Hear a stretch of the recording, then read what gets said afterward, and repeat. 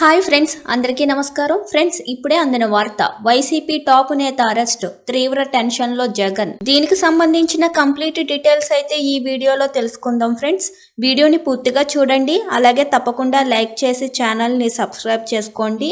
ఇంకా వివరాల్లోకి అయితే వెళ్ళిపోదాం. ఫ్రెండ్స్, మంగళగిరి టీడీపీ ప్రధాన కార్యాలయంపై దాడి కేసులో కీలక నిందితుడిగా ఉన్న వైసీపీ మాజీ ఎంపీ నందిగం సురేష్ ను మంగళగిరి పోలీసులు ఇవాళ ఉదయం హైదరాబాద్ లో అరెస్టు చేశారు.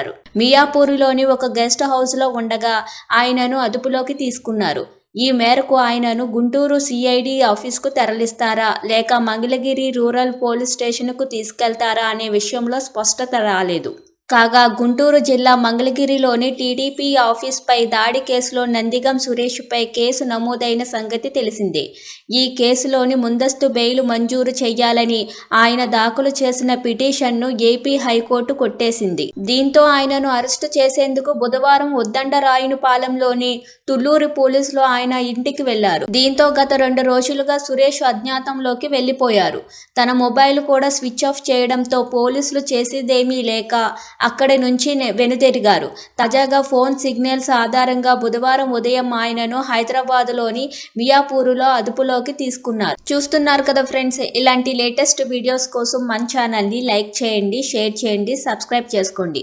అలాగే బెల్ ఐకాన్ని ప్రెస్ చేయండి. Thank you for watching.